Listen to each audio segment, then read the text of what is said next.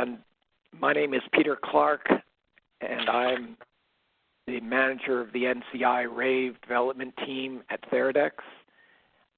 This presentation is for 10,231, the NCORP tissue procurement protocol. There'll be three of us from Theradex presenting today, Wayne Farbman and Diana Vooley, as well as myself. So I'm going to pass the ball to Wayne, and he's going to start the training with how to register a patient in open. Each study is in and of itself, like every day has different requirements based off of whichever protocol you're on. So some studies require you to say only. And if you can just mute your line, that would be great, so that it doesn't come through on the recording.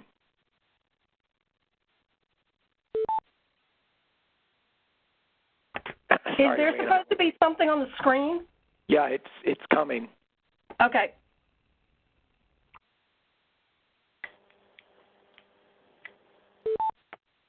Okay, Wayne, you've got the presenter role now. Yep, I'm going to share my screen. Should come up in a second for everybody. Okay, and can everyone see my screen now? I have the whole CTSU, the Cancer Trial Support Unit, UAT Network Group. Can everyone see that? Yes. Yes, indeed. Okay, great. So, hello, my name is Wayne Farbman. I am the Manager of IT Research and Development here at Theradex. I work with Peter and Diana on all of these open trials. So what we're going to do, the first step in the registration is going to be to use this open registration site.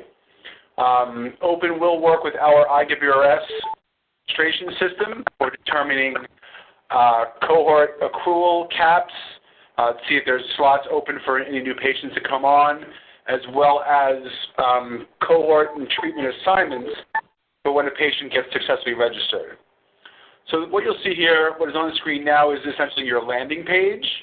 You should see your site up here in this site box. You may not necessarily have a drop-down. You will only if you have access to multiple sites. You can see I actually have a bunch due to my testing environments, so I can play around with all the different lead organizations and that kind of thing.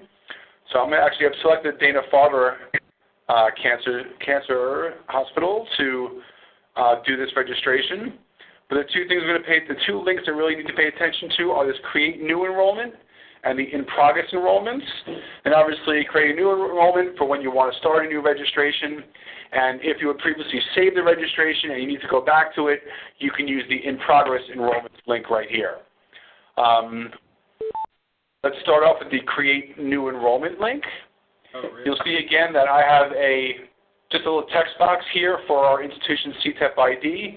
It should be pre-populated for you if you have access to one site. If not, it will be an open box like this. I'm going to go ahead and I'm going to use NY015. You see the page kind of flickers and fills in the select protocol box. So again, this would be pre-populated. If you only have one protocol, it would be multiple. It would be a drop-down if there's multiple. You can now see I can now actually select the registration step. This study only has one registration step, so you have that one presented. This would also be the way if a patient was coming back for a second registration step, you can actually select it here. Okay. And also, next step is now to select your consenting person, site registrar, and treating investigator. We'll go ahead and do that. before biopsy or after biopsy? I'm sorry, was there a question? Yeah. Okay, I agree, yeah. So what I'll do is I'll set up the timing of it that way. The earliest you have to... Could everybody mute their line, please, unless you Yeah, have a question? unfortunately, I'm not hearing that gentleman very well. It's just a matter of who works in... So the people who are trained to draw that tube for our study, they don't work in the same area as the biopsy happens. So, realistically what will happen is you'll just come up to the same area where I met you previously in the Herbert building with Sambotron, and then I'll be able to walk you over. I really couldn't catch anything. I don't believe that person was asking you a question, Wayne. Okay, that's fine. I'll move on.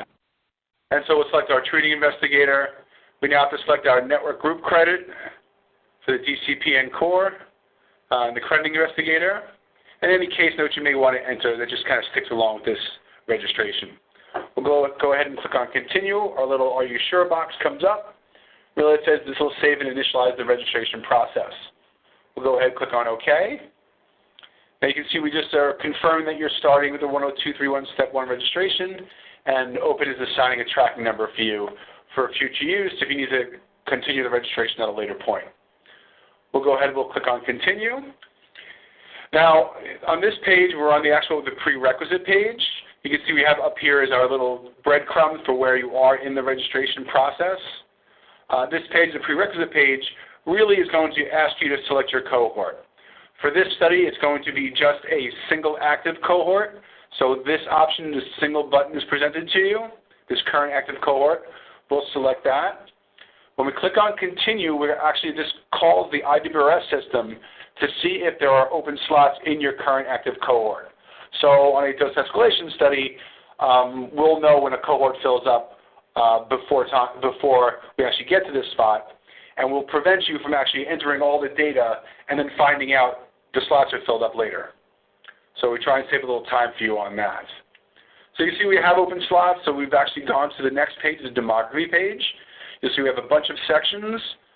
Some key things to point out are really anything with the red star is going to be required.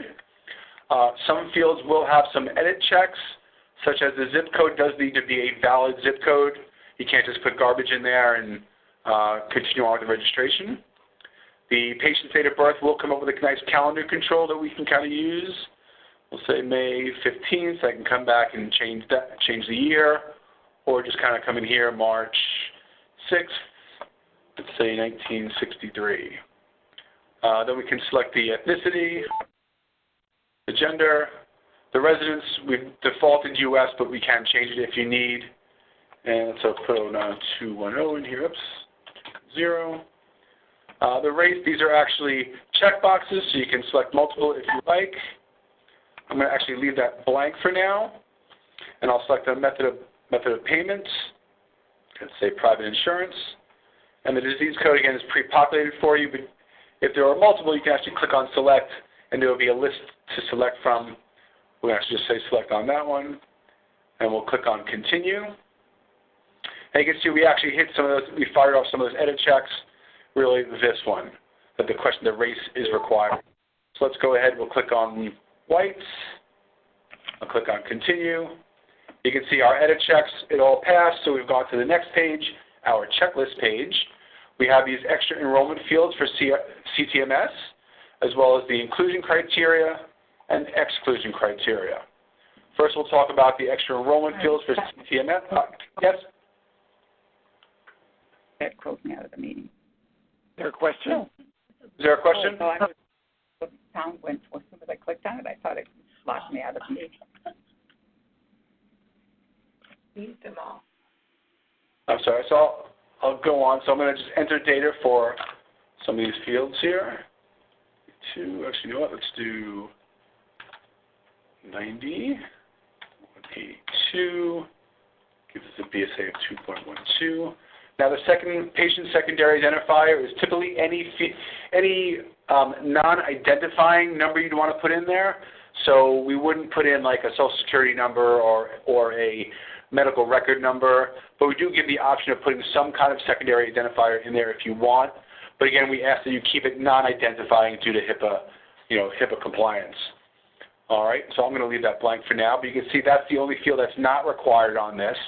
Again, it's the same thing with the check marks and the red asterisks. If it's there, it's a required field. We'll go ahead, we'll select our primary site of disease, our performance status for the studies only to 0, 1, and 2.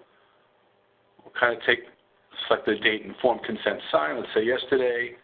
Our version of consent form, we'll call it V1. And that's it for the extra enrollment fields. But now the inclusion and the exclusion criteria.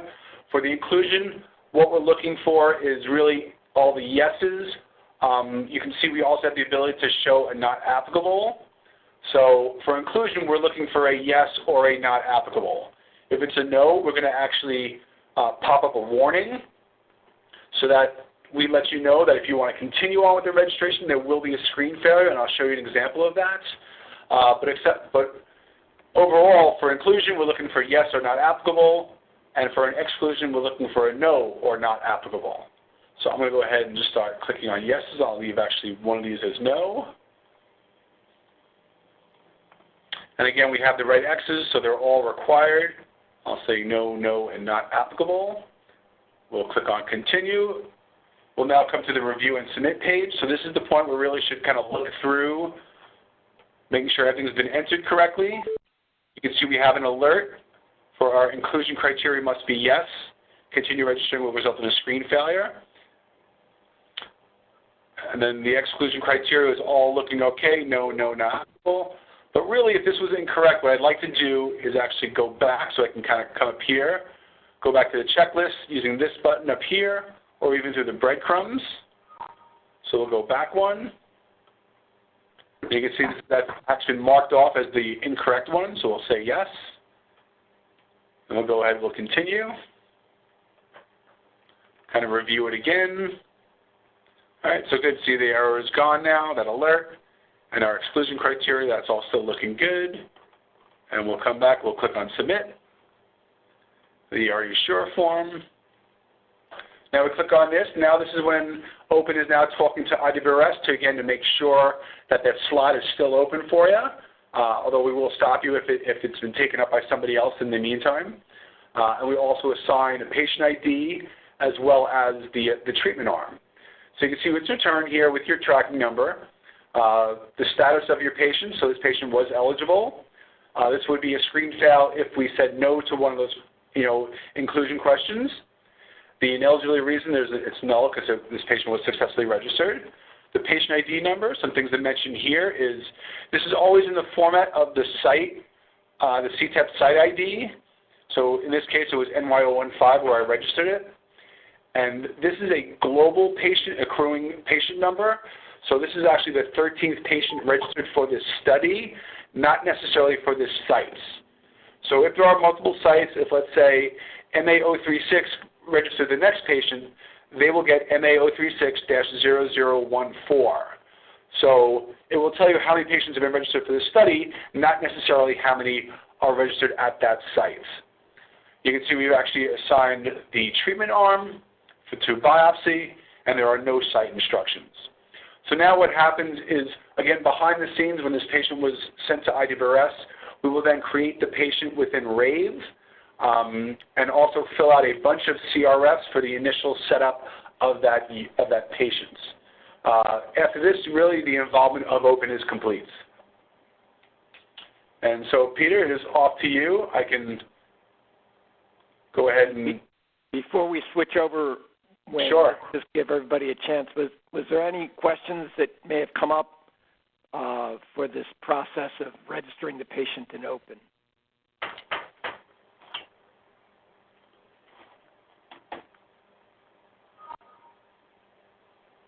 So we'll give you a couple of chances throughout the presentation to ask questions. But if you're a little shy, you can always email us, and I'll give contact information at the end of the presentation. So thank you, Wayne. We're taking note that he's registered patient 13, and I'm going to switch from Wayne as the presenter to me. All right, you should have the presentation, Peter. Thank you, Wayne. All right, thank you, everybody. So you're seeing my iMedidata home screen here at Theradex, and I've got lots of different studies to access. You'll most likely only have one, so you won't have as much busyness on the screen as I've got, but so I put in 10,231 into my search box here, and it's come up, and we're doing this all in the UAT environment. So I'll go into Rave EDC. When you actually do this, you'll see a Rave EDC link, and it'll just say 10,231 without the UAT.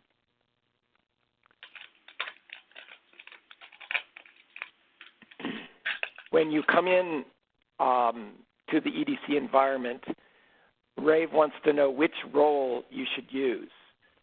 As a part of this study, you will be on a roster that CTSU manages, CTSU being the Clinical Trial Support Unit.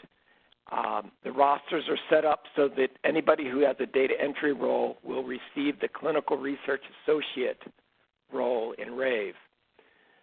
In order to fully enter data into the study, you need to be using the CRA specimen tracking role. That's a role that Theradex manually assigns to you. Either Diana or I will do the assignment. And in order to get this role, you have to attend one of these trainings. So everybody on the call today should get a RAVE invite for the CRA specimen tracking role. However, you will still have the Clinical Research Associate role that CTSU assigns through the roster. So you'll always need to choose when you get to this screen between these two roles. I have a bunch more roles here as the manager of the RAVE URL at Theradex, so I have to be able to choose different roles. But I recommend that you always choose the CRA specimen tracking role. You can do everything you need to do with that role when you're in the EDC environment. The Clinical Research Associate role will let you see all of the data, but you won't be able to modify the specimen data unless you have this special role. So choosing that one, I'm going to click Continue. We've been testing the protocol for a while, and so we've got a number of different test sites set up here. And 3 of these at the top are part of the NCORP network and could possibly participate in this protocol. CTSU sets up just a testing environment, and they happen to choose this Lenox Hill Hospital, which is, I don't believe, one of the NCORP sites. And so what Wayne just did in the registration system of OPEN was register patient 13, and it came into this Lenox Hill Hospital. You're not going to see a selection of sites. You'll just see, most likely, one site. You'll go right into that one site. So I'm going to click on this Lenox Hill Hospital site. So after you've chosen your RAVE role of CRA specimen tracking, in almost all cases, you'll come to a page that looks like this. So you'll be right in there on your site. It'll say the name of your site at the top, and you'll see one or more patients. So the only time you would get to this page would be after you've registered a patient in OPEN. At the bottom part of this page, there's a reports panel. We've got a shipping list and a specimen labels report, and we'll revisit these reports later on in the presentation. So looking down this list here, we find patient 13. There's some other patients that were entered as part of the UAT process, but today we're going to work with patient 13.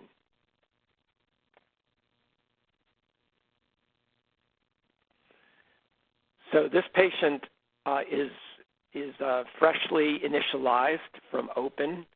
There's certain things that come in automatically. Most of them are in the enrollment folder. So we'll take a look in that folder.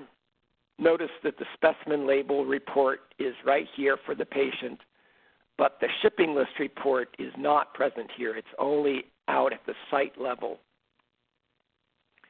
In the enrollment folder, there are 4 forms, 3 of which have been completed through the OPEN integration that sends the data from the OPEN system through IWRS and into RAVE. We're looking at the enrollment form here. Again, it's got demographic data that Wayne had entered in OPEN. And we see the patient's age at registration, their weight and height, and the BSA. And the registering institution. So all of these fields have come in. Here it says that the primary site of disease is colon and their performance status. If there's anything that is not correct here, you would make the corrections right at this screen. Once a patient's registered and open, you can't go back to make any corrections there. So it could be that maybe the performance status is wrong, or the date that the informed consent was signed was wrong, something that you might need to adjust, and you would click the edit pencil. So if I click this little pencil icon, it allows me to now make a change. So Wayne entered the performance status of 2, and we can keep it there, or maybe it should have been 1. So whatever change we make here, it's not going to be made in open, but you are correcting the record if it needs to be corrected. I'm just going to set this back to 2 and save the form. So you can look at this form, but there's nothing that you need to do here unless you need to make a correction. We also have this administrative enrollment form. It's been populated with data from registration, and also there's a special field here, the Universal Patient ID. This ID follows a patient from one study to the next. It's always the same for a particular person, while the treatment patient ID, which is the ID that RAVE utilizes and that you can always see in the tab structure, that ID is going to be different for the same person from one study to the next. So this person is patient 13 in the 10,231 UAT environment, but their universal patient ID is 22A510K1, and that would be the same no matter what clinical trial they were in or other trial sponsored by CTEP. And we need to have these 2 IDs because the biorepository requires 2 unique IDs, and it's particularly useful to have a universal patient ID that's separate from the clinical trial treatment ID. Patient eligibility, all through the open system, everything came that indeed this patient is eligible to be on the protocol. And so the first form that you need to complete is this histology and disease form. And here you would enter information about the patient's state, about their tumor, disease stage. We have a SNOMED disease term code. There's over 1,000 different SNOMED terms here, but this is a search field. So Wayne had entered colon as the primary site of disease. So we're going to just start typing colon, and it quickly pares down the list. I've only typed in 3 letters, and now out of the over 1,000 SNOMED terms, we just have a selection of 8 of them that are connected to the colon. So suppose this person has colon carcinoma. I choose that. If you have the actual numeric SNOMED code on a source document, you can type that in as well, and it will also be utilized in the search. We then enter some histology data, a date of diagnosis,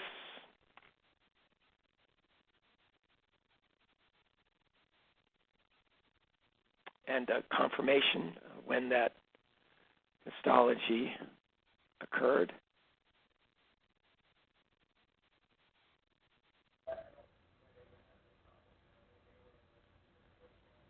Next, we come to various reports that you can upload. So, Peter, can we save the questions for later, or can we just stop you and ask? You may ask now. Go ahead. Okay. So the question you said each patient is going to have 2 ID. the universal patient ID and treatment specific ID? Yes. So on the reports we generate and upload in RAVE, do you expect both the IDs on our clinical report, or do you just expect universal patient ID? So that's an excellent question and kind of perfectly timed. It's ideal if you wait and don't upload the reports, unless you would like to just handwrite these IDs on them. In a little bit, I'm going to show you the specimen labels that get generated when we prepare to collect a specimen.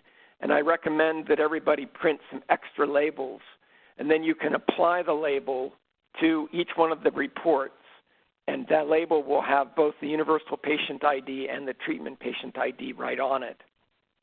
So you have the choice of handwriting it on if you do so carefully, or you can just wait and come back to this form after you've prepared the specimen labels. Whenever you decide to upload it, it's important that it be uploaded before you send any specimens to the biorepository. It's also important that you redact any personal information on these reports. So the patient's name must not be on the report. We don't even want their initials. We don't want their Social Security number. We don't want their medical record number. Anything that identifies them as a person needs to be redacted in order to comply with HIPAA regulations. So often, you have questions? This is DJ from MOCA, and I think you're referring to before the specimen gets to biorepository, and I was asking after we do actually perform the test on these specimens and we generate a clinical report. Will that have both the IDs or just the universal patient ID? DJ, I think it's good if you had both on there, but in the way that the system is set up, I'll show where you can upload it into the RAVE database. Okay. And it's that it would be great if you had both IDs, but we're not going to take you to task if you miss one of them. Okay. Thank you. But on those reports, we also do ask that any personal information be redacted as well. Okay. So these reports are just reports having to do with the patient's pathology, their molecular condition, and they're, in essence, reporting on the health of the patient and their disease state before any treatment's given, before any specimen is taken. So for now, I'm going to save this, and I'll come back to this after we start with the specimen data entry. Now, when a form is saved in RAVE, there's a little green check icon that appears, and so that's always a good way to know whether you need to visit a particular form to add data to it, or if the form has been completed. So now we can see histology and disease has been completed, but we have to make a note that we need to come back and upload that pathology report later. So now going back out to the subject level, we're going to take a look at the baseline folder here. We would like you to collect various baseline data. If I click on this folder, there's no green checks on either of these forms. We've got a medical history form. We have a prior treatment summary, and there's also a folder called baseline comments. So if there's any comments that you need to enter on any of these forms, you would go into that folder. So here, we would report any medical history, and we're interested, in, of course, in issues that come up that are abnormal particularly. So maybe there's no problem in many of these. Maybe there's some issue in the respiratory, some lung disease.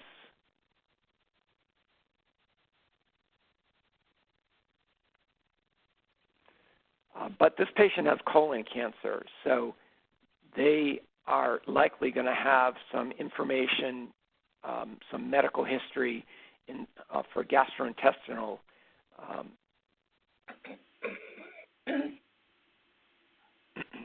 And this is an expandable, though not terribly large field. There are 128 characters, but if you click on this little corner handle, so to speak, and drag it in some of the browsers. Chrome allows you to do this, and it may work in some other browsers, but you have to have an updated browser for that.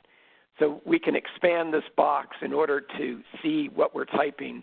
It can expand in many, many different ways. So we could have lots of data here, as much as there is room in terms of 128 characters. So there's no need to fill out all of these if there isn't medical history. We'll click Save.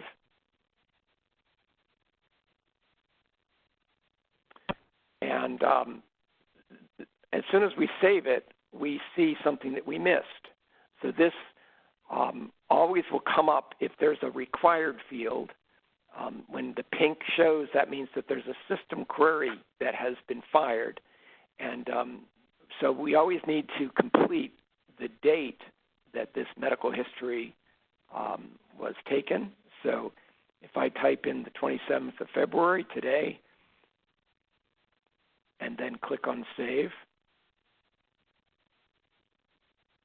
the pink goes away, we are compliant, and the form is ready to go. Prior treatment summary. Here we've got a whole selection of possible prior treatments that the patient may have had. And this is really important to record in terms of understanding their background and how it may impact the specimens and the genetics that are part of the analysis. Each one of these therapies could affect the patient's cellular health in some way or another. So let's suppose that they did have chemotherapy. So we'll say yes, and we need to put in the date that that happened, and we'll say that was back 2017. Multiple chemo, maybe that did not happen. Non-specific, no. Hormone therapy, no. Each one of these needs to be explicitly answered so that we know that you've checked to see about all of the possible prior therapies.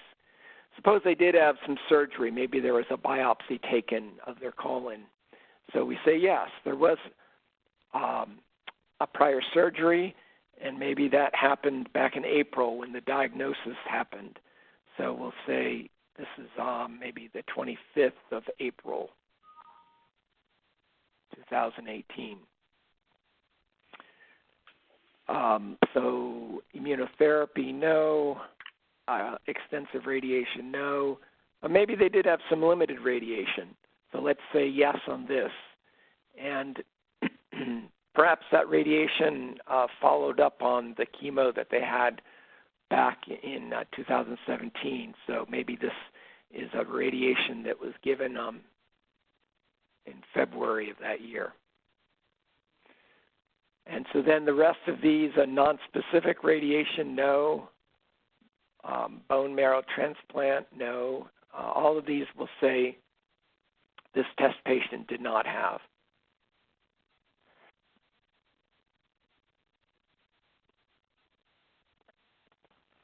And we've now completed this. If I left any of these blank, I will get that pink alert that a system query. So just to show you, if I leave this last one blank and save the form,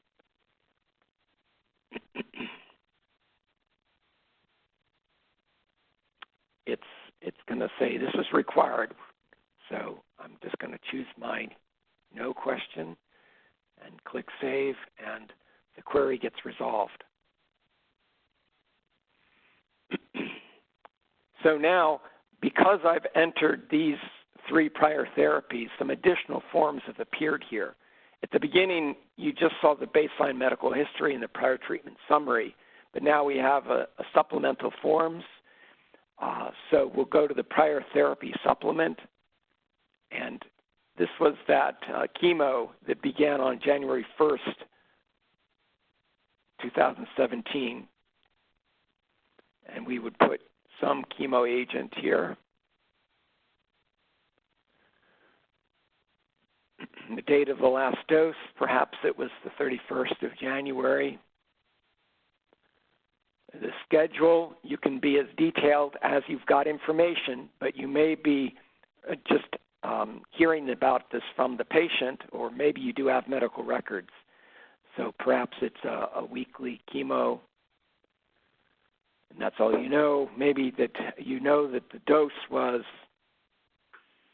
1,025, and then there's the units that you need to choose from. We have a whole selection of them here, and I'm just going to choose microgram.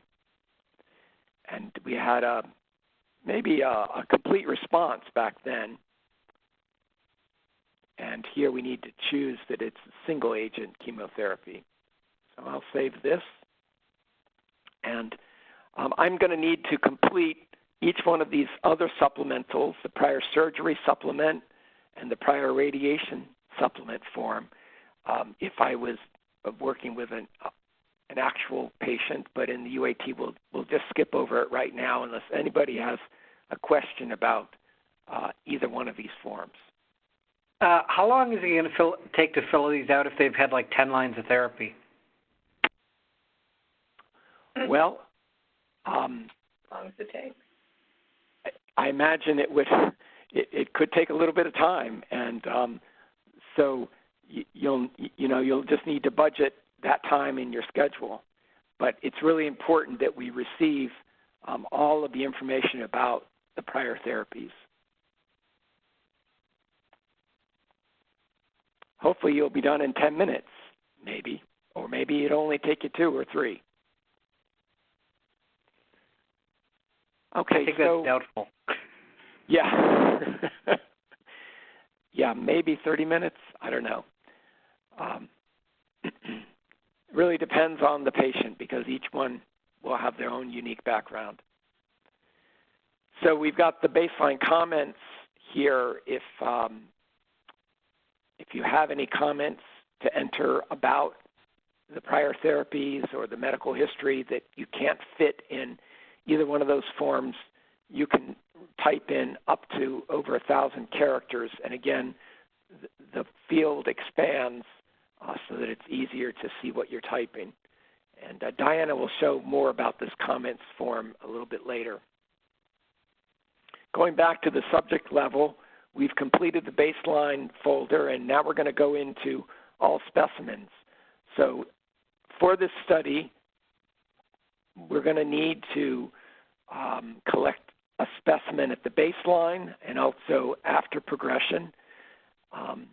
A key part of this study is that the patients have to agree to all of this specimen collection.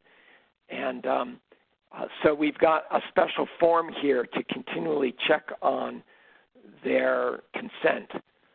So you'll need to fill this form out at least once and probably 2 times, maybe possibly more than twice. Anytime the patient comes in, it could be that they might have changed their mind about future collection of their specimens.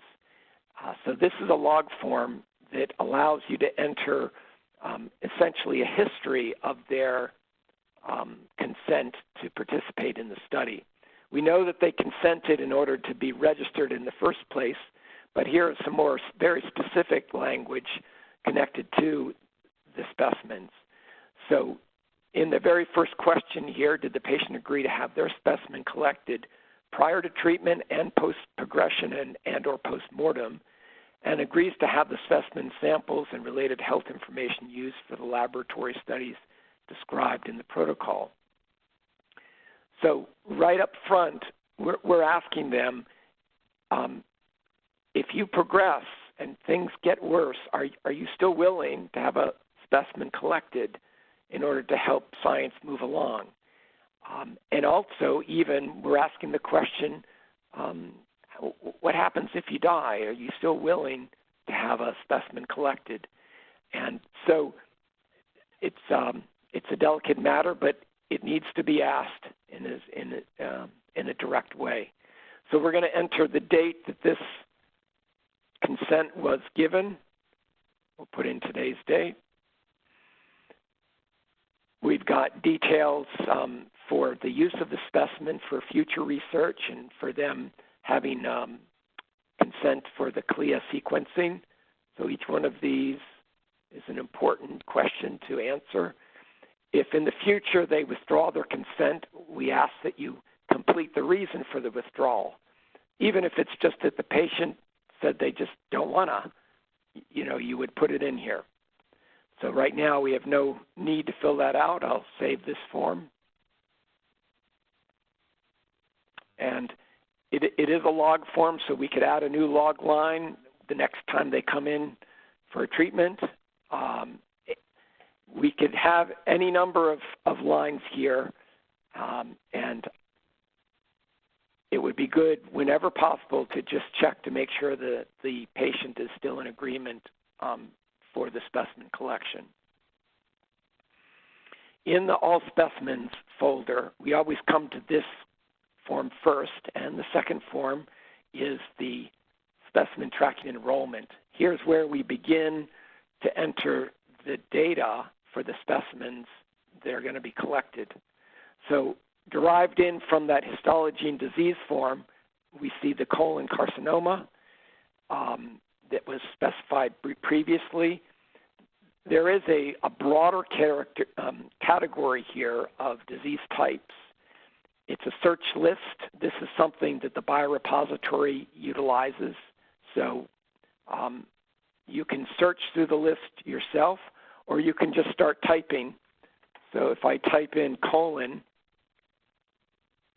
it goes right to colorectal cancer. So we'll choose this option, and then I'm going to click on the edit pencil in order to enter the data for the first specimen.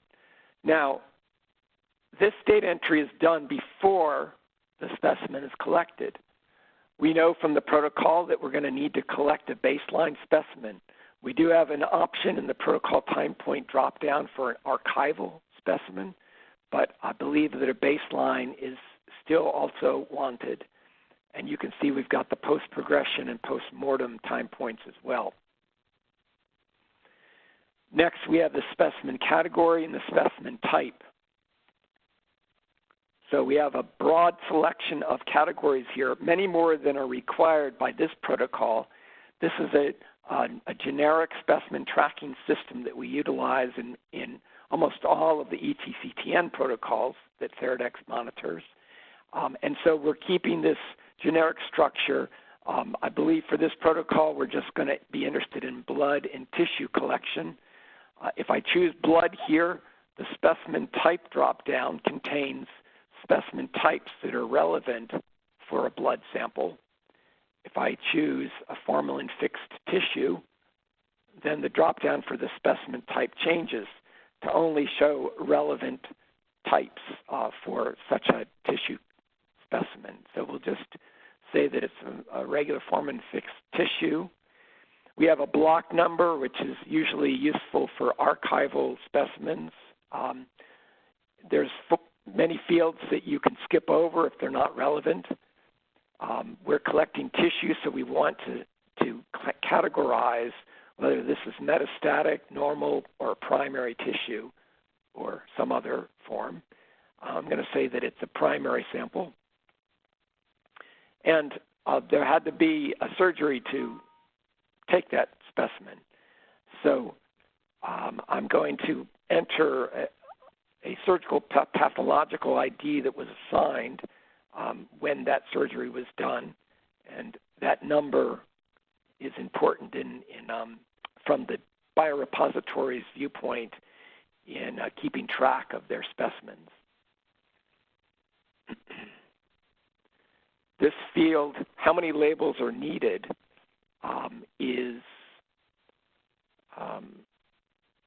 an unregulated field. You can put any number that you think you need here, including many more labels than the actual containers. So you might decide that this tissue sample will be stored in, say, 3 containers. So we could put 3 here. But if we had, say, maybe 4 reports that we wanted to upload into that histology and disease form, we could up the ante here and ask for 7 labels. Then we've got 2 other uploads. This would be a pathology or other relevant report that's specifically for the specimen, not just a generic pathology report based on the disease the patient has, but one that is precisely connected to this specimen. So you're not going to have that report right now. We haven't even collected the specimen yet. We're going to need to come back here and enter that later if that report has been developed. There's also a molecular report upload, and both of these must have all private data, personal information redacted, so that's highlighted in yellow up above. I'm going to click the Save button now.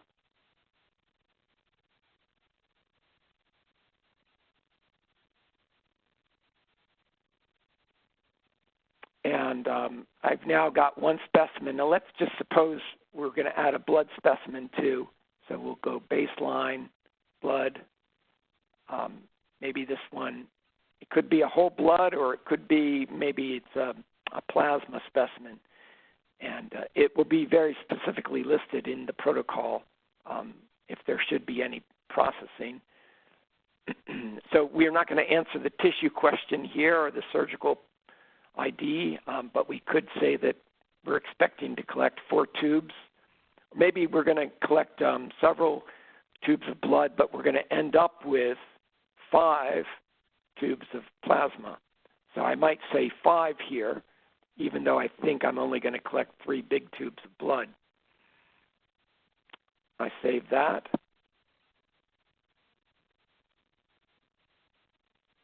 And you can see over here on the left in this panel, there are now 2 new folders. They're at the very top above the specimen use consent. So specimen 1 is the formalin-fixed tissue, and you can see that it's associated with the first line of the log form, and specimen 2, again, corresponds with the blood sample. So the specimen type is added to the folder just to help you navigate into the correct folder when you have data entry to do. So we've now done our initial data entry. It's time to get the specimens actually collected. And we're going to go in and add the details later on. But in order to collect the specimens, it's critical to have labels to put on them. So I'm going to go back out to the subject level, and here at the subject level, I can run this specimen labels report. When I click on that, it takes me to a filter screen. It's already got my site and my subject set up.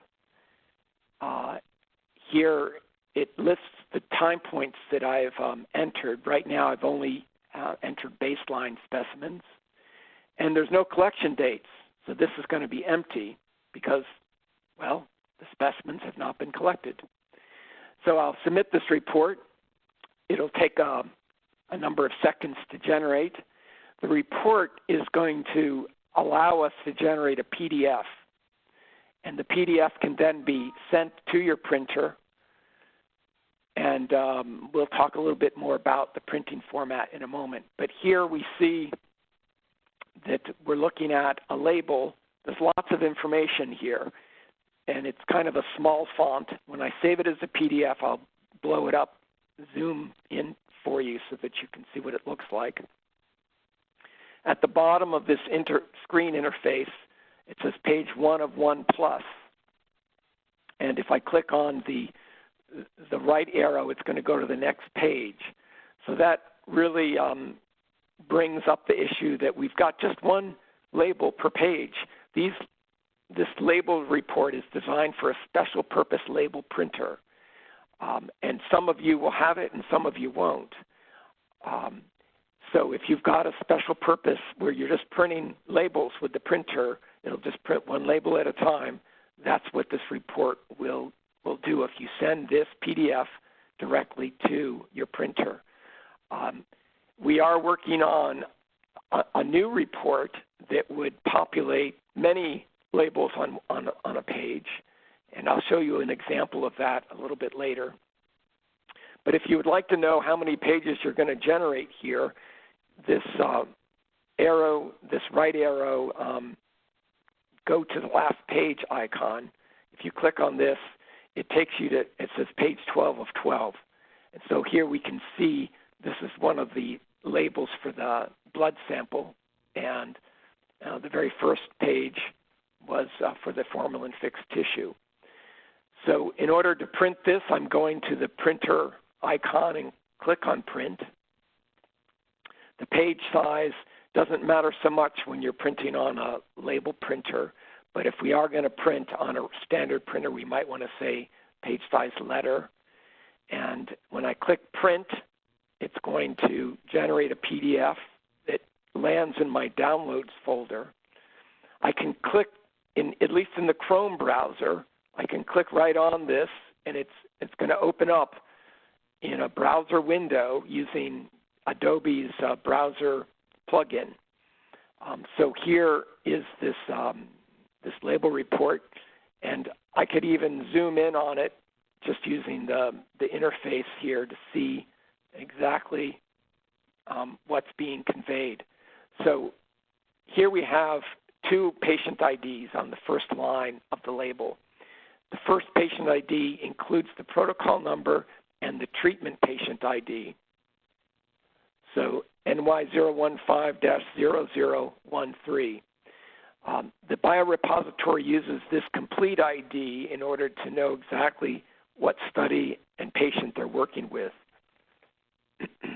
The next ID is that universal patient ID that follows the patient everywhere. And then we have the specimen ID that's generated by RAVE automatically. It includes the protocol number, the universal patient ID, and then the accession number of the specimen collection. So this being the first specimen, we have a -1. The time point, formalin-fixed tissue type of specimen. The code here, P stands for primary. If it was a metastatic sample, there'd be an M. If it was normal tissue, there'd be an N as a Nancy. There's two dashes. In between the dashes, you'd have the block ID, the block number, if that was entered. And this is the surgical path ID that was entered. The date and time are empty. That's because we hadn't entered that in the detailed specimen transmittal form. We recommend that you handwrite on the label the exact date and time when the specimen was collected. That would be done by the lab. So this just gives you an idea, zooming in. If I go to my downloads folder,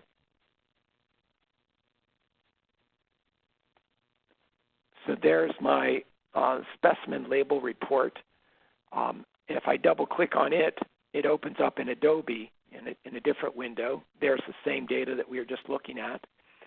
And just to give you an idea of what's coming down the pike, so here, if we look at this as at 100%, so this particular label is a 1 inch high by 2.625 inches wide. That's a standard Avery label that many of you perhaps have used on envelopes before. The biorepository recommended that we aim for that style of label because most people have that. However, having just one label per page and also having everything on such a large label, which may not be so easy to put onto a test tube, we've been developing a smaller label that includes a QR code for easy scanning. So this is at 100%. This is just a ½ inch high and an 1.5 inches wide. If we zoom in, you can see that all of the data is there. This is from a different study. This is just an example, so it's kind of some of the IDs are a little bit longer. But here, this QR code is a digital image that you could scan and get the specimen ID number that's right on the label itself. So when we produce this in production, we'll have more than one of these per page, a whole line of them on down the page so that you can print on a standard printer if you would like. So in the workflow, you've now created this document. It's a PDF. You're going to send that to your printer, or if you have a different way of printing labels that you would like to use, you would still use this PDF as your reference, and you would use your own label program, and you would need to enter all of this data onto labels that you use with your own special labeling system. It's fine either way, but we want to make sure that all of this data is on the label when it gets sent to the biorepository. So perhaps you've sent this report to the lab. Maybe you've taken it to the lab. Maybe you are working in the lab. But whatever it is, these labels need to arrive at the place where the specimen is going to be collected before the collection occurs, so that the labels can be applied and there wouldn't be any confusion about what specimen it goes with which label. Back in the RAVE EDC environment, we'll go back into our All Specimens folder, and here we've got the specimen transmittal form for each of the specimens. I'm just going to focus on one of them now.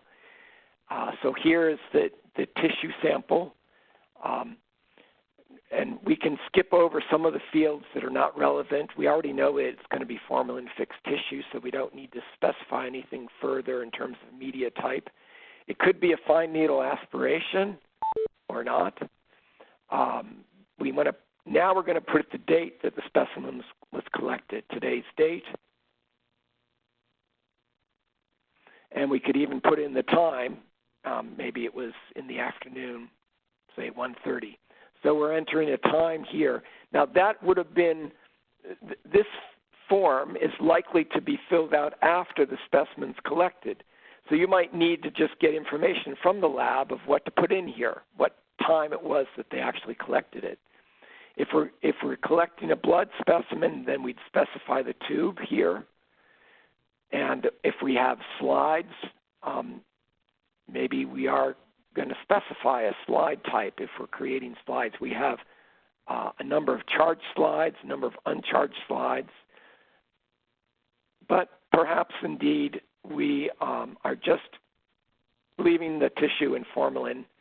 And so the number of specimens collected, it was 3 that we had said we were going to collect.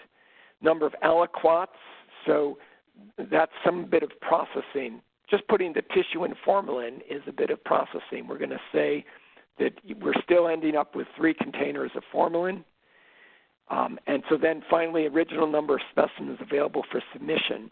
The number of aliquots could be different than the number originally collected. So here we have a chance, maybe we ended up with 5 aliquots instead of the 3 actual containers originally collected. So we'd put in a 5 here. In this case, we're just going to enter 3.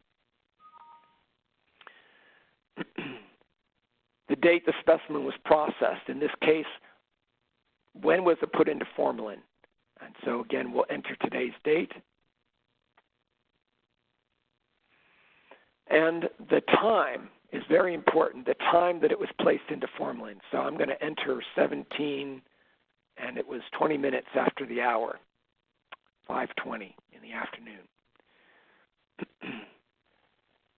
Type of tissue submitted, that was derived from the specimen tracking enrollment form.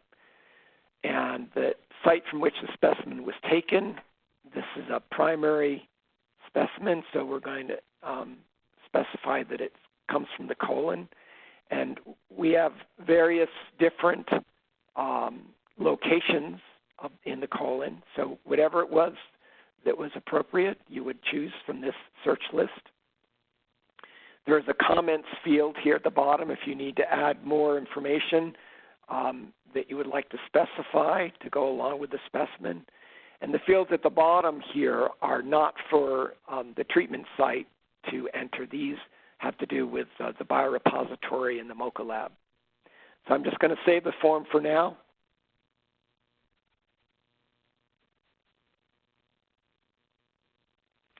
And so the next phase of the process is to go into the shipping status form. Here you see that specimen ID that was on the shipping the specimen label has been derived in. That label, that specimen ID, follows the specimen around on various forms in this All Specimens folder. We have comments from the sender. If you need to make any statements to the receiver, you can enter it here. And we have some instructions about how to enter contact names. So I'm going to enter then the fact that we're using FedEx, and we've got, we need to enter a tracking number. You'll be using pre-printed FedEx labels. So all of those should have the tracking number already printed on them. You would use what you've received, your pre-printed label, to then enter the tracking number here. And so I'm just going to make one up.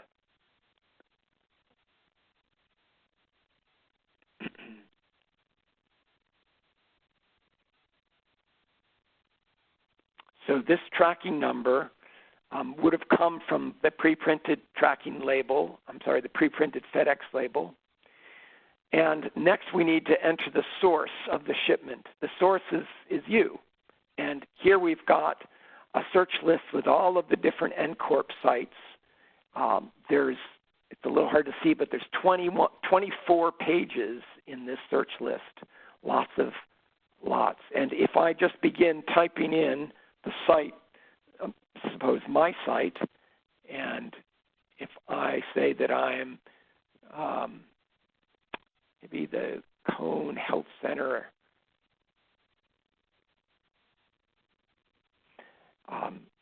in the actual production environment, your site's going to be listed right up here. In the UAT, CTSU had entered Lenox Hill Hospital as the test site, and that's, as I said earlier, is not one of the participating sites.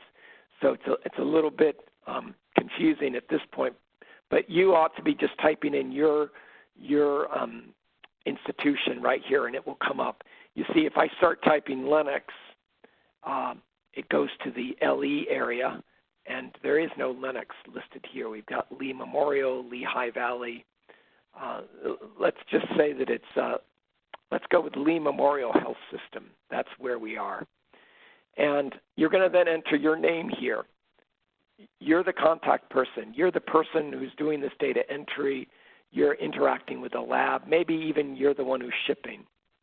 And you want to put in your phone number too, so that you can be contacted if there's some problem with the shipment. And then we want to put in the destination.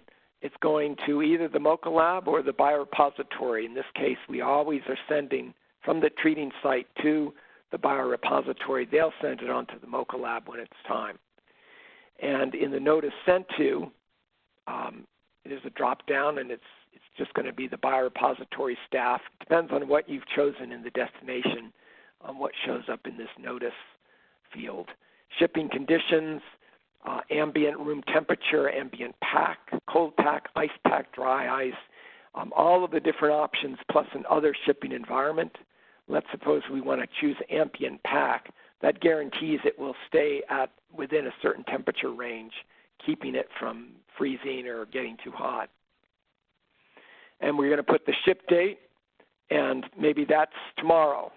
So let's put in February 28th, 2019 in. And the shipper's email address. If it's different than you, it's good to always put in a way to contact so that anybody can look at this form and then know how to send you an email if there's some question about the shipment. So I'm just going to make up some shipper email address. And then I'm going to skip over this field for a moment. And sample sent, here I need to enter exactly how many containers go into the box. So I'm putting 3 here because I had 3 formalin containers with the tissue inside. That's all that I need to fill out here. The rest of these fields have to do with the receiving end of it. And this field that I skipped over is the send email alert. If I were to save this form right now, it would send an email to the biorepository alerting them to the fact that this shipment was coming. Here's the tracking number. It would say it was FedEx. It would list the patient treatment ID and the universal patient ID and the specimen number. It would indicate how many were coming, I believe. And but we're not going to send that email now. We don't want to confuse matters. I'm going to save this form.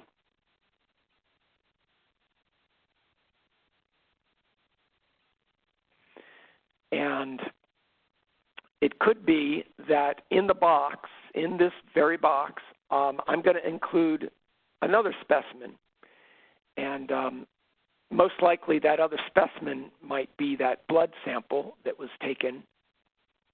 So we had, if we go back out to the all specimens folder, you can see there's this plasma sample. And instead of spending the time filling this out, I'm just going to go right to the shipping status form. And I see that it's an empty form right now. If I go to the copy shipping form, this is a way that I can copy in all of that tracking information that I entered for the first specimen. And the way that I use this form is always to click the checkbox at the top to refresh it. And a lot of times you're going to have to click the edit pencil first in order to click the checkbox. So when I click save, it's now going to look through the entire RAVE environment looking for all the different tracking numbers, even tracking numbers for different patients. But these are only at your site. And you might even send specimens from multiple patients in the same box. There's nothing wrong with saving a little resources and just having one box be shipped across the country. You just have to make sure that the specimens are plainly labeled and all of the paperwork is clearly associated with the specimens. And so here we've got a number of different tracking numbers. There's one from February 14th, and then there's 2 from today. If I click on the ship date column header, it sorts it. I keep clicking on it. It's going to sort it so that the most recent is at the top. If I click it again, it puts the most recent at the bottom. I can also sort by the tracking number if I want. So that's just going to organize this list in a numeric way, putting the tracking numbers so you can see the tracking number that begins with a 1 comes before the 2 and comes before the 9. The one that I want, however, is this 1005. This is the tracking number I just entered for that tissue. And again, if I click this, organizing it so that it shows up at the top, that's always the easiest. I can click on this checkbox to copy that shipping data in. It could be that you want to use one of the other ones for some reason. It might be that you'll need to click the edit pencil in order to select it. But I believe that the one that you really are going to want should be available. So when I click Save, it is now copying into the shipping status form the shipping data that I had previously entered. So here's the tracking number, the source, my name, it's going to the biorepository, ambient pack. Now, perhaps the blood specimen is frozen. In a shipper box, you can have two compartments, so it may be that you might have to edit the shipping conditions for the blood sample. Maybe it's got dry ice that it's packed in. And you also need to enter how many plasma tubes that were being shipped. Maybe there were 5. So I only want to send the email once. If I'm going to put multiple specimens in, I would want to wait until I had organized everything, and then the email will include all the specimens included in the box.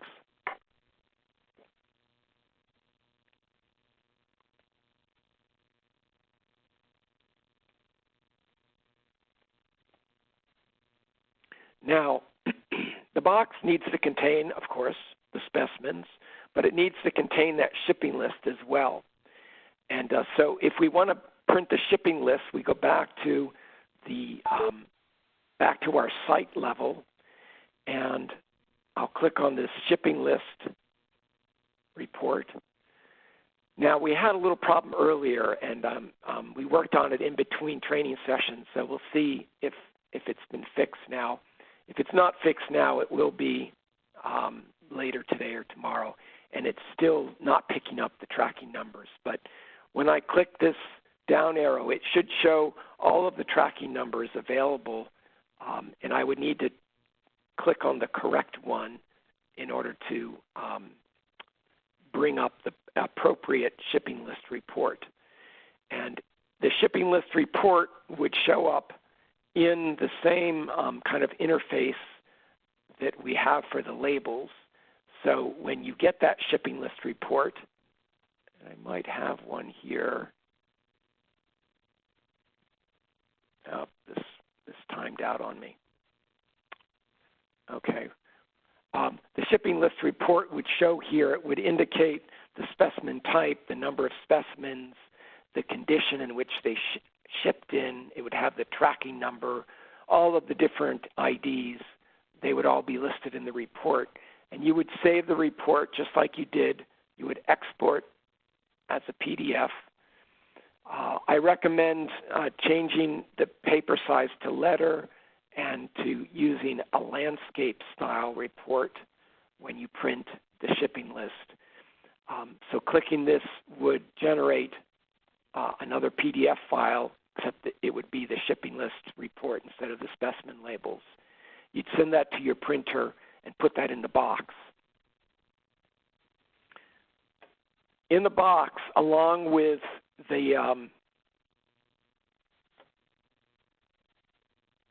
specimens and the shipping list, you want to make sure that you include the reports that you could also upload into the histology and disease. So I had mentioned before about waiting and putting one of those labels on the pathology report. And so here, let's suppose we're going back to enter it in. I'm going to choose the file. You might have to navigate to find the place where you've got the scanned pathology report with that label applied to it, saved. And so let me just pick, so here's a pathology report example. And if I click on Save, it's going to upload that report into the RAVE database. So it's now present here. We want it also as a hard copy in the box. If you click on it, anybody who has access to this screen could click on this, and it's going to download right into your downloads folder. And if you click on it, it just opens up right in a viewer. So here's just that pathology report example.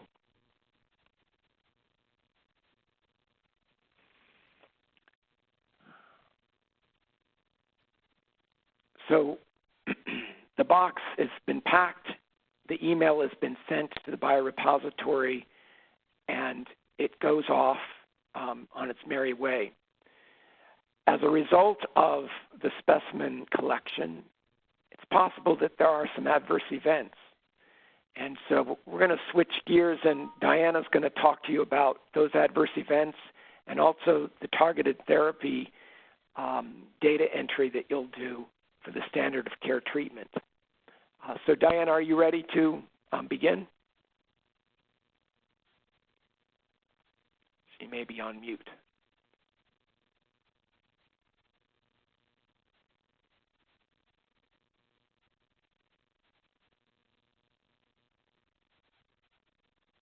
I'm just going to pass the ball over to Diana.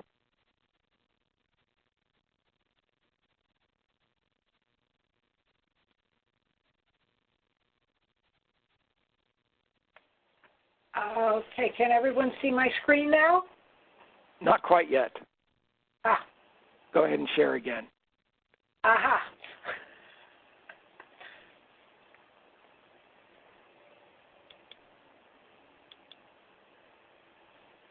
All right.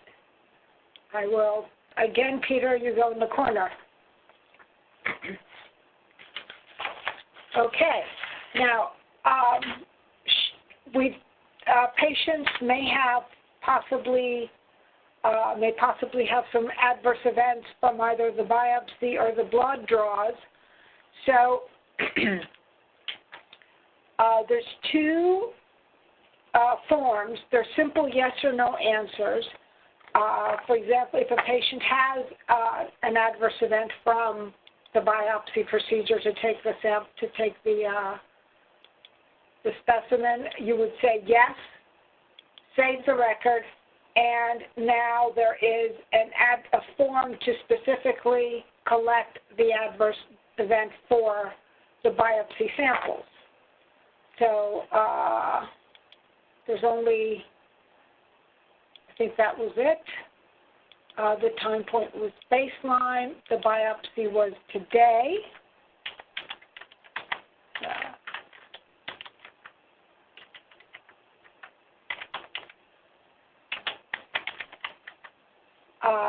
The clinical description of the adverse event, it could be bleeding or let's do pain. Now, the CTC AE terms are a search engine. So like Peter demonstrated in some of the other lists, and there you have the various pains. Since the patient had colon cancer, let's just say it was abdominal pain, the coded value for that term will be derived. And let's just say the pain, it was what, 27, sorry. The start date would be today. Let's just say it was just a single incident and it also resolved today. If it was an heirs ticket submitted to CTEP, was it a serious adverse event? If you say yes, then you need to log into CTEP heirs, submit the ticket for that event. The team here we get notifications when those are submitted, and we cross-check to make sure that you've entered the data in RAVE that matches it. The grade, abdominal pain, and the CTC AE grading criteria, you're only allowed to have 1, 2, or grade 1 through 3. Grade 5 is not a valid. Grade 4 is not valid. So let's just say this was mild. It was not a big deal. Was it attributed to the biopsy? Yes, absolutely. Got to move Peter again. What was no, it wasn't serious. It was just minor pain. Was any therapy given to treat the pain, sort of like an analgesic? So we'll say yes. And the patient recovered. So we save it. This is a log form. We can add a new log line for if there are additional symptoms or adverse events. Because, Peter, you did 2 of those, we can also enter one for any of the other specimens, any of the other biopsies. And even if they were done on different days, since this might be more than one biopsy being done. So you can do all of the events for all of the biopsies on this form. You just need to remember to select the correct specimen ID and the applicable time point and the date, and then enter all of the data. I'm going to cancel that. This is a simple yes or no. If for example, on the blood collection at the initial sampling, there were no adverse events, answer's no, and you can see there's no blood collection adverse event form added to the folder. It's just all there. I can change it. Let's say the next time the patient gives blood, there is an adverse event. Change it to yes. And now there's an adverse event form in order to collect the what happened to the patient based on a blood collection. Peter has and his team have made this into magic, and it's gone. So that would, so this is where you would record any adverse events for either the biopsies or the sample collection or the blood. For the targeted therapies, because the studies, once you get a sample, the patient gets standard treatment. The first thing you need to do is the course initiation, the treatment initiation form. So we'll do today, which is when let's just say today is when treatment started. The tumor type, here's the list of all of the tumor types, and there's a table in the protocol that lists everything. There are options for targeted therapy. So let's do the patient did PARP. PARP was and the drug class would be PARP inhibitors, and enter the weight.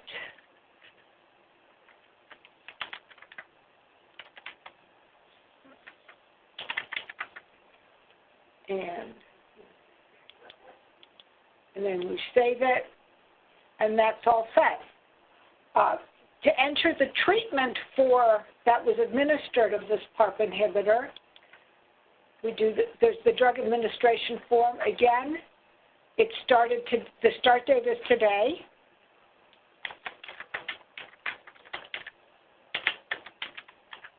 And we haven't finished it yet, so I'm going to leave that blank. From the PARP inhibitors that are available for, wait a minute. Hang on. Here. Oh, you know what?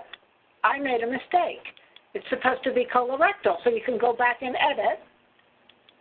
And then when you save that, now you have the 3 options that apply to colorectal. You notice that the drop-down list changed.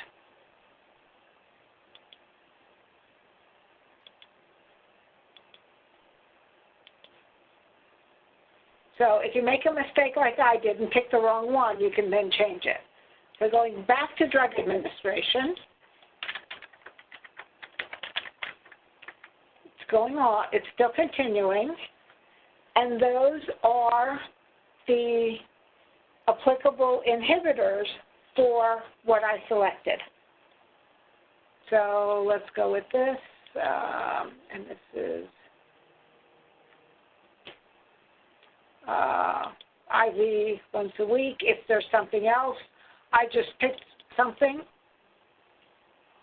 So for this, you can add, patients may get multiple cycles. If it's every 3 weeks, then if the patient gets, I can't do it because I can't put in a future date, That wasn't, nope. You can print these off if you want. You can add a new log line, and then it's not going to let me. It's going to yell at me for doing this, but no, again, no end date. Let's say, and that was it. And we save it. Now there's a query here because the date's in the future. But you get the idea that you can add long lines for the same treatment being given sequentially over multiple cycles. There is to doing an assessment of the targeted therapy. The start date comes from the initiation form. Always complete that form first. Let's just say the patient had stable disease. It started today. They still haven't progressed. The disposition of this treatment overall, you can leave this blank if it hasn't finished yet, but at the very end of the targeted therapy with this agent, you would say that the treatment was completed and save it. And it's telling me that a response note is required, but we need to check with Fernanda on that one. In the case of colorectal cancer, there can be more than one. Anybody have any questions so far? Okay. So patients with colorectal cancer can have more than one type of target. So if the patient has, if following the testing of the specimen, there is more than one target, you can have a subsequent cycle with a different agent that it deals with one of the different targeted. So if the patient has more than one, will they receive treatment with the second one? We can say yes. And when you go back to the patient, there's another targeted therapy folder. And now we can pick, well, it's going to yell at me. Let's do this. So again, it's colorectal. We picked one. Let's do PD-L1. And I'm not going to, it's going to complain because, again, this is in the future. You wouldn't be doing this in advance. And for the drug administration,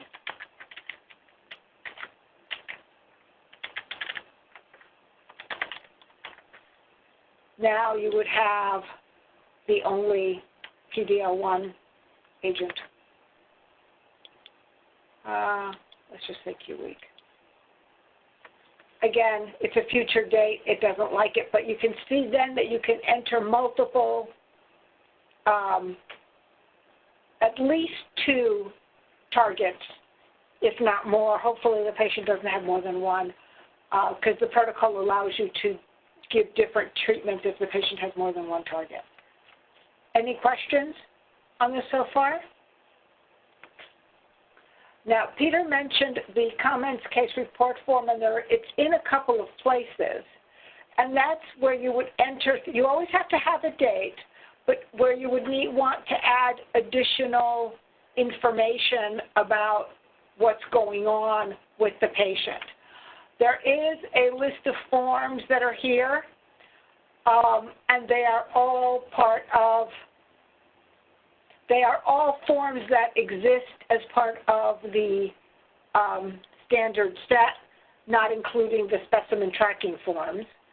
But I wanted just to point out that I did leave, we left a couple of things in case these patients do all sorts of, get all sorts of medications. So in case There's no case report form to record any concomitant measures or medications, so you can enter them here.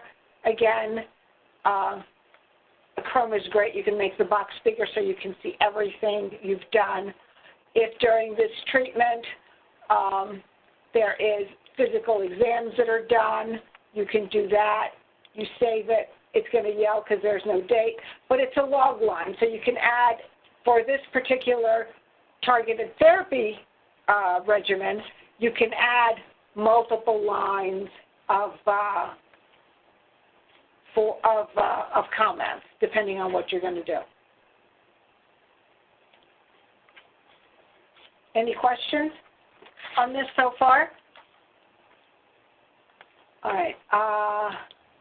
Once the patient has completed treatment and they're going to either be going off study or into follow-up, you need to complete the off-study case report form. This is the date the patient went off treatment, and then the date it was decided that the patient was taken off the study for whatever reason. The same date is acceptable. That is fine, that you decided today to do it. There is a drop-down list of various options. These two, decline to participate and disease progression before treatment, those would apply if the patient never got any drug, or in this case, before they got any drug. In this one, if they sign the consent, yes, I'm going to get a specimen, I'm good, you register the patient, they move into RAVE, and then all of a sudden they come in and they say, no, forget it, I changed my mind. So they decline to participate at this point. If they're getting the treatment, then they can, and they decide, I don't want any more, I'm gone, then they refuse further treatment on that. The best response is what would be the response to treatment over the entire course of study. So if the patient started off and the first targeted therapy, they had progressive disease, but then in the second one they had a complete response, the best response is a complete response. You would then put the date of that response and then the subsequent date of progression, if should that be there. If you put, if the patient's own everything, I mean, there was no help, the patient had only progressive disease, then you select progression and enter the date of progression. You don't, it's not a good thing to progress, so it's not a best response, it's the only response, so that's why you put just the date of progression. Should the patient die while they are on study or in follow-up, you would complete the death summary with the date of death, the reason of cause of death or other. If there was an autopsy, let's say yes, there is in the specimen tracking, you can submit post-mortem. So if there was a post-mortem sample collected to be sent to the pathology center, to the biopathologist, then you would say yes. And then there should be a corresponding entry in specimen tracking for that post-mortem time point. Again, there's also comments on this form if you want to elaborate on either the off-study or the patient's death or something along those lines. Any more questions? Any questions at all?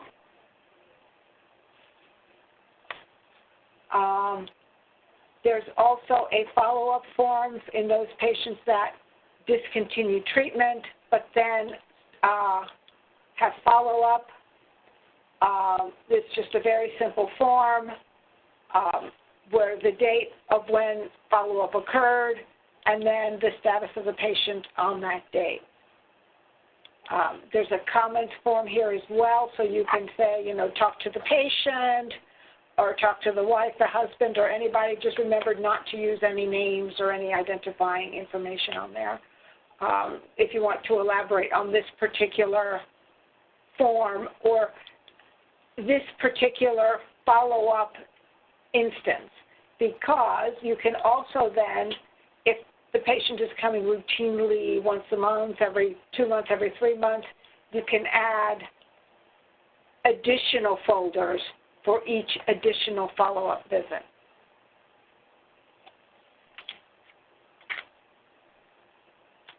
Does anybody have any questions on any of the data entry at all?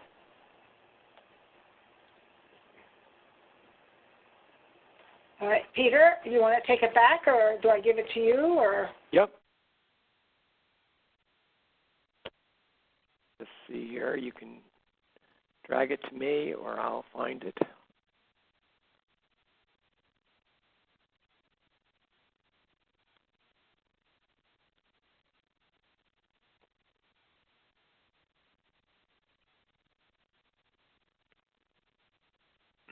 Okay, there's a few more topics I would like to show you, so we'll go for another 20 minutes or so. So back here, in the meantime, Wayne, who is one of our programming geniuses, he fixed that report. So I just want to show you the shipping list report. So back at your site, that's always where you access the shipping list. And when I click on this shipping list and click on the tracking number, now it shows all the tracking numbers that are available. And so the one that we had used for those two specimens was this one that has the 105 at the end. I'll click on that. And when I click Submit Report, it's going to generate the report. Again, it takes 10 or 15 seconds to generate. So here is the shipping list report. It's indicating the tracking number, of course, the protocol and the site. We'll also have the shipping date. We've got the protocol and the patient ID, treatment information. We have the universal patient ID. It's the same patient. We have two different specimens from that patient. They're both at the baseline. One is that formalin-fixed tissue. The other is the blood plasma specimen. We never filled out all the details on the specimen transmittal form for the blood specimen, so there isn't further details listed in this report, which you would have if you properly filled out that form. And so again, I would go to the print interface, and I would choose my paper size, and you can go with portrait or landscape. It's got more data that fits even in a landscape. We may reorganize this report at some point in time to make it a different format. It looks very pretty on the screen, but when you print it and it goes to a PDF, as I'll show you here, it's even though I set it to be a landscape report, it's got 2 pages. So the first part on page 1, and then you have to kind of piece it together for page 2. Anyway, this report should be printed on paper and put in the box with the specimens. And I just wanted to show you that part since Wayne got it working as Diana was talking. So then going back into our test patient 13, when the specimen is sent to the biorepository, so we're going to look at our tissue sample here.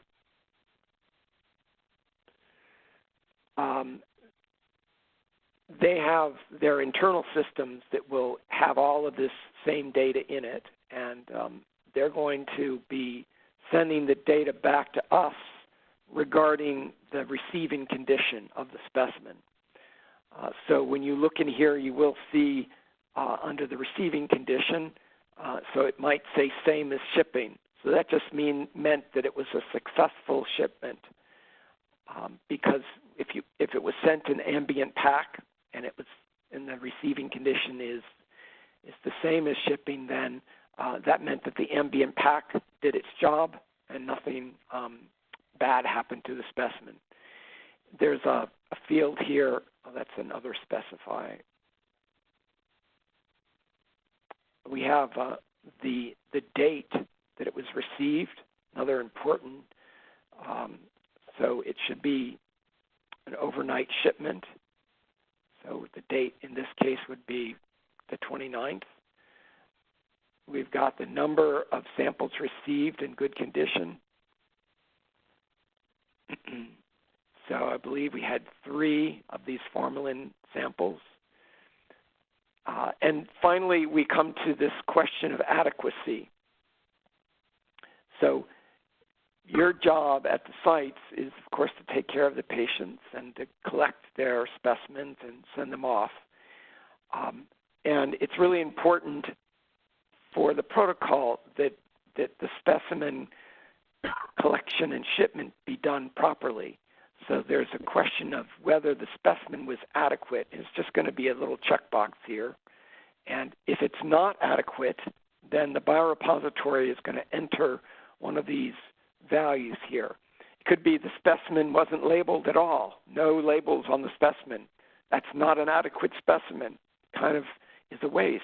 And we don't want to waste this precious material that the patients have donated. If the specimen is incorrectly labeled, that could be a reason that it was an inadequate specimen. If it's missing the patient ID, if it's not even in formalin and it's supposed to be, if it was a frozen specimen but it arrived not frozen, that's not adequate. If it's an insufficient quantity or even the quality can be determined to be not up to snuff, then all of these reasons would be entered here to indicate that this was not an adequate specimen. And your job is to deliver adequate specimens as the best that you can. So this is part of the whole protocol, is to make sure that what you send to the biorepository meets the specifications. And so I'll just save this for now. We're getting a query because I put in the date too far in the future. It doesn't like this this prediction that it arrived on the 29th. I think actually the 29th is not a real date this year. There's no leap year. So let's see if we change this to the 28th.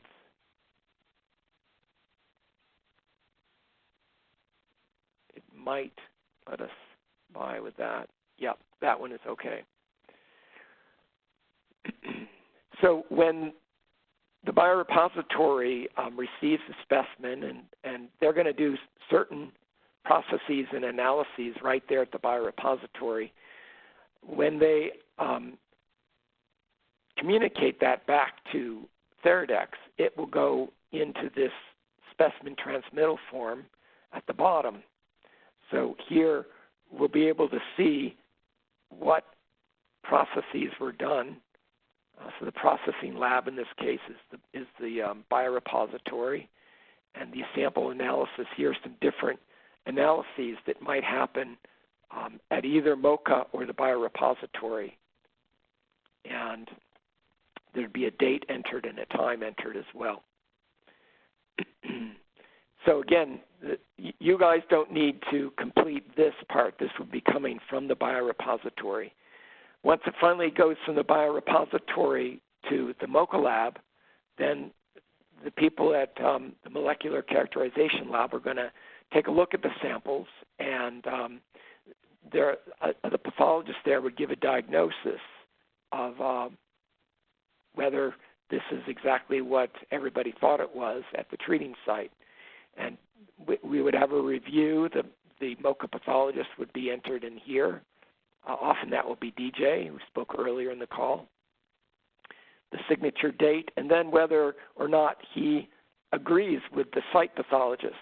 And everything is most likely to be the pathologist concurs with the diagnosis. But it could be that it's a disagreement, that might happen once in a while. And if this is chosen and we save the form, then an email gets sent to the treating physician, to the principal investigator for this study, and of course copies to the MOCA team. And then there would be some communication back and forth about the specimen and the patient. If everybody agrees, so if we have a concurrence of the diagnosis, then the MOCA staff is going to do an analysis to see if the sample is suitable for the analysis that is needed. And if there's not enough tumor content, then they might say that, oh, well, there's less than 20% tumor here. And you guys might have looked at it and done your best and got an adequate specimen, but it still might not be suitable for analysis if it turns out they couldn't see enough tumor content there. So then they can do an enrichment process, these two options, and then there'd be another analysis done. And maybe in the enrichment process, they'd be able to concentrate things, and they'd get it up to between 50 and 69% tumor content, which then makes it a very suitable specimen. So all of this information is there in the specimen folder for each specimen, and I'll just save this for now. Finally, what I want to show you is this Oncomine results form. So this form is still not completely finished. We're going to be working on it in the next month or so to try to get it fixed up perfectly. And so these data fields may change a little bit, but they will contain all of the different molecular analysis data that is performed. It's the Oncomine tests. And most important for you folks at the different sites is that the MOCA lab is going to upload a hard copy, a scanned hard copy of this report that can then be given to the treating physician, and that can be shared with the patient if the physician thinks it's a good idea. I'm not sure about the politics of all that, but here the MOCA lab personnel would click on the Choose File, and they would navigate to some place on their network to find the Oncomine results report for the patient. So if I just choose one of these sample reports and click Save, so again, it would make that report available. So this is the way that the report is associated with the RAVE data, and this is what DJ was asking about earlier about having the universal patient ID and the treatment patient ID on these reports. And the biorepository and the MOCA staff folks are also able to print labels so that they could just print one of the specimen labels out and put it right on the report in order to clearly identify it. But as long as they load the right report in, it will be associated with this particular patient. So when you, as the people at the sites that are doing the data entry, when you notice that there's a green check next to Oncomine results, that's a sign that Oncomine result has been loaded in, and you can then download this and give it to the physician. There may be some other mode of communication. Perhaps MOCA will email the treating doctor to let them know, but we are making it available right here in RAVE so that you could download it and then easily convey it to the patient and the doctor. So I just want to open it up now for any questions, and we can review anything that you might need any clarity on. We've got another 7 minutes in our call, so I'll just be quiet for a moment, and you can think about if you want to ask a question.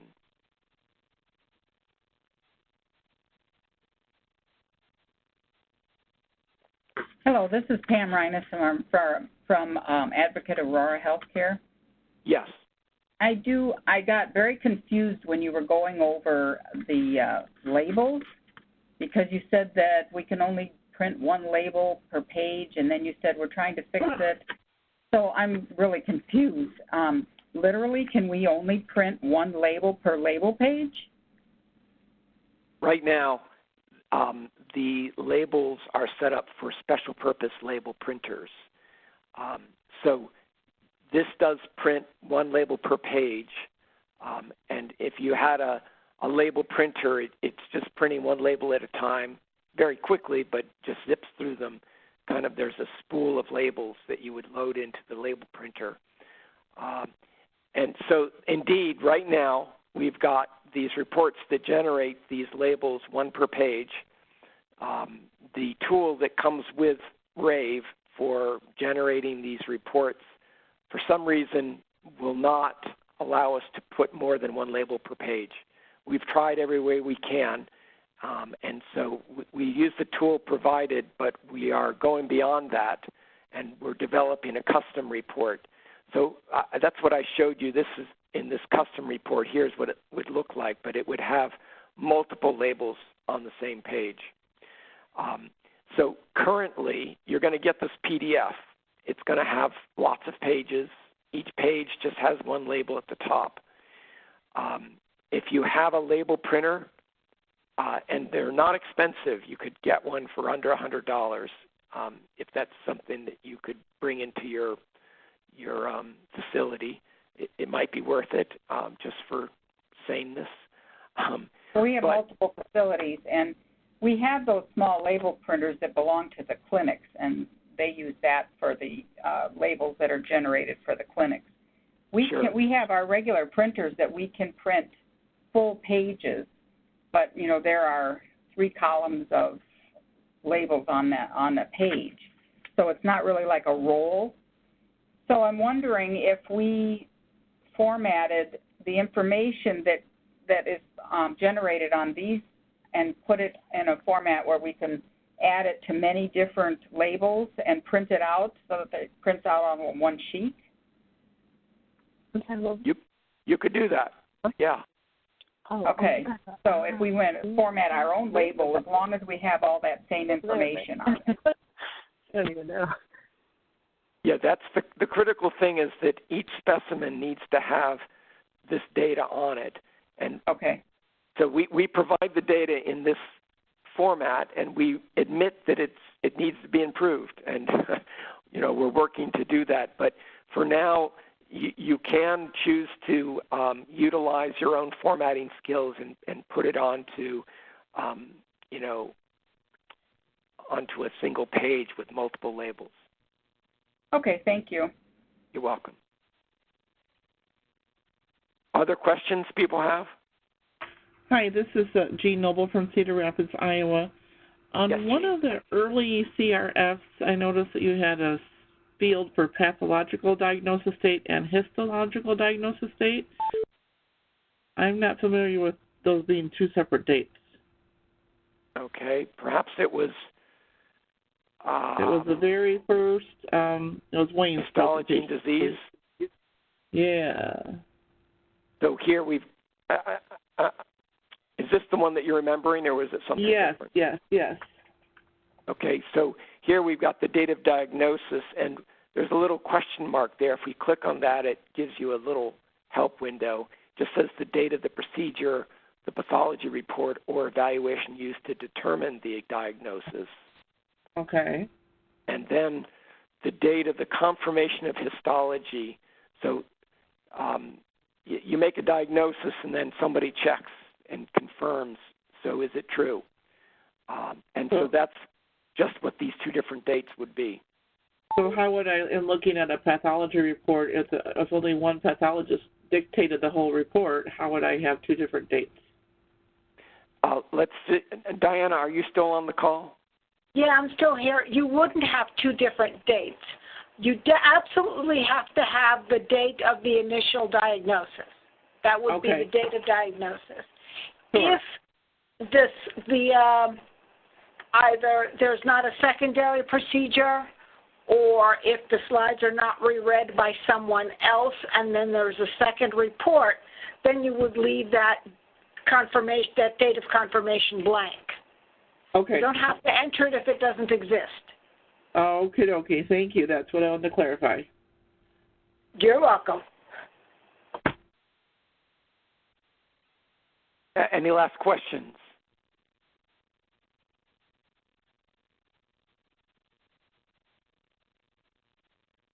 Well, thank you, everybody. And go ahead. Another question. One question. This is Erin from Hawaii Minority Underserved. We were wondering if you knew the turnaround time for the report to be uploaded, the results. Which report? The what is it called? The Omnimine report? Yeah. Oncomine? Yes, exactly. Sorry. Okay, so the Oncomine. I mean, you guys may not know the answer to this, but we just wanted to, in case we were asked by the physicians what the turnaround time is. Sure. So I'm going to ask if there's anybody from MOCA or at Fernanda's team on the call.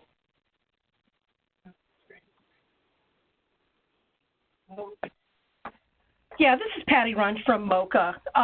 It's normally 14 calendar days. Okay.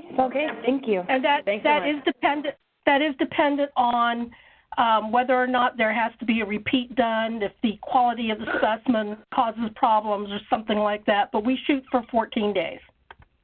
Okay, great. Thank you. Thanks.